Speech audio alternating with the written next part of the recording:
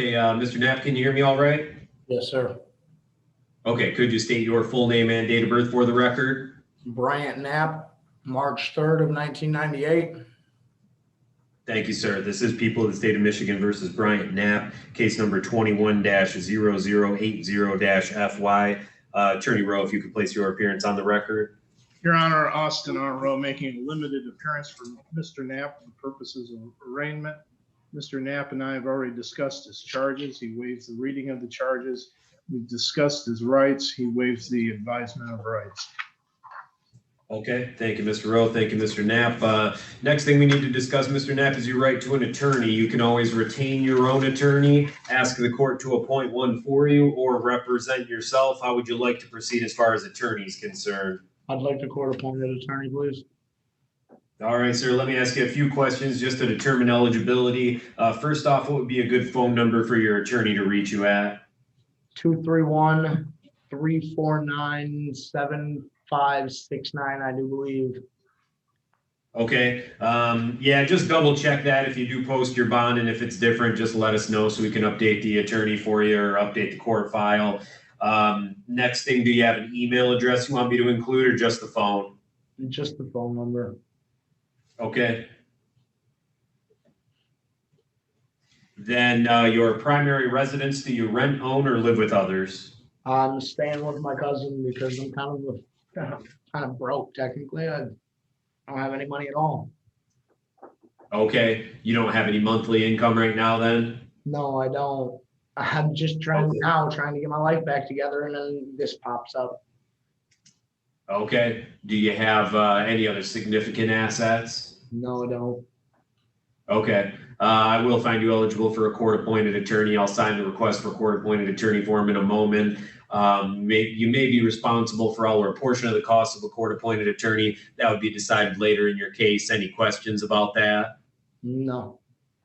Okay, case will proceed on to a probable cause conference and a preliminary examination. We will send over notification of those court dates and along with your request for court-appointed attorney information and this bond form that would take us to bond if you would like to address it, Mr. Rowe. Thank you, Your Honor. Mr. Knapp asked the court to set his bond as a personal recognizance bond or a bond no higher than $1,000, 10%. Mr. Knapp is living in Clare County. He lives in Clare County for 6 to 7 months now with his cousin who does live in Clare County. Your Honor, there's a concern of the COVID-19 virus in the Clare County jail. And furthermore, he's presumed innocent until proven guilty beyond a reasonable doubt. So for those reasons, he asked the court to set his bond as a personal recognizance bond or a bond no higher than $1,000, 10%. Thank you, Mr. Rowe. Mr. Knapp, you will receive a copy of this bond form. Make sure that you read through it and that you understand it. You will be subject to all of the normal bond conditions. In addition to that, based on what you're charged with, you cannot use alcohol, marijuana, or any other illegal controlled substances. You must participate in a substance abuse testing or monitoring program. Specifically, that's color code drug testing. Need to be signed up for that within 24 hours of any release and provide proof to the court that you're complying with testing protocol. Any questions about those conditions, Mr. Knapp? No, other than how does the color thing work? Like how do I go about doing that if I was to be released on bond? I mean, never had to do anything like that. As far as the testing? Yeah, the testing, I mean, I don't know where I would go for it. I don't know. I mean, I don't know if it costs anything. I don't know anything about it.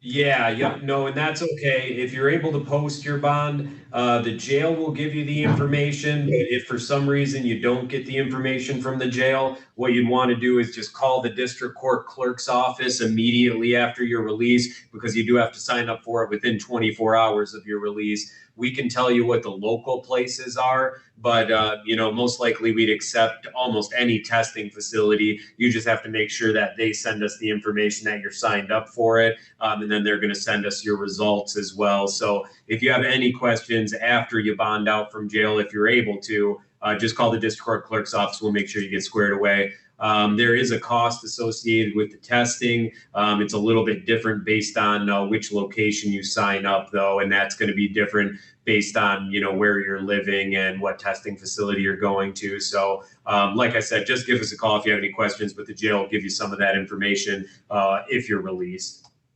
Yeah. Okay. Thank you. All right. Absolutely. I've got to take a lot of different things into account when setting a bond. Prior criminal history is one of them. Everything that's alleged in the underlying offense, what's stated on the record by Attorney Rowe. Also, the prosecutor's office has submitted a bond recommendation in this case. They have listed prior criminal history of 3 misdemeanors, 4 felonies with assaultive history. They are. Well, wait a minute. I've never had an assaultive charge in my life. Okay, let me just go through your criminal history here to see if I've got anything. Looks like I've got listed a B&E of a coin-operated device, enhanced coin-operated device, pled guilty 09, 2012. Looks like a breaking and entering illegal entry, pled guilty 2013. Controlled substance possession of marijuana synthetic equivalents, 2015, malicious destruction of personal property. Malicious destruction of personal property. Yeah, it's listed as 2015 Big Rapids. That would be, that'd be Big Rapids, and those charges would drop. How can those be brought up against me? All charges were dismissed. Nope, that one is dismissed. They still show on your criminal history, but that one's dismissed. That was just on the next page here. So the rest of the ones that I said, looks like it pled guilty to. Looks like that one was dismissed, though. We've got 2018 felony controlled that's dismissed. Possession marijuana synthetic equivalents, pled guilty. And you've got 2018 operating license suspended, revoked, or denied causing serious injury.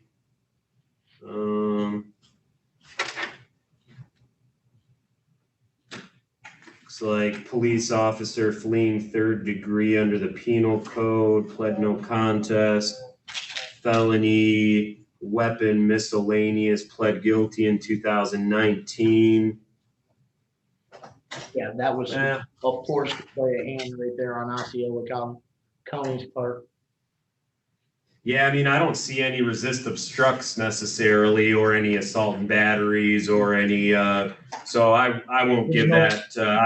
I don't know what he was looking at when he wrote that down. I mean, they do count R and O's as assaultive type offenses, but I don't see anything on here. There's no point in running. I might as well face my problems head on and get them over with. I hear you. Well, the prosecutor's office is asking for a $5,000 cash bond, or they're looking at a $5,000 cash bond. They say under MCL 765.6A, cash surety required because defendant convicted of 2 or more felonies in the last 5 years.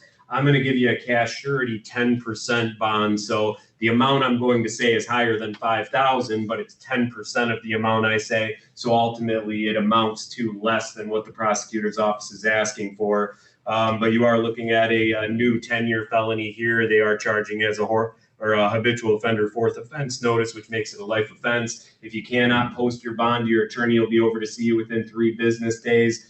They can make motions on your behalf as far as bond amount, bond conditions go. But bond amount will be set at $40,000 cash surety, or 10%. That makes it $4,000 cash you'd have to come up with to obtain your release. Or you can go through a surety company where it's about 25% of that amount. So you got the option for a surety company where it's drastically less than the cash equivalent. What's that, Mr. Nat? There's no way I can afford that in any manner at all. I don't have any money. I don't have anybody to help me. Okay. Yeah, I mean, you'll have to talk to your attorney about it then, just what you're being charged with here as a habitual offender. I wouldn't put a personal recognizance bond on it, but you can talk to your attorney about it. They can bring it up at your next hearing, and you'd have to go from there. So, Mr. Rowe, anything further for the record? No, Your Honor. All right. Good luck, Mr. Knapp.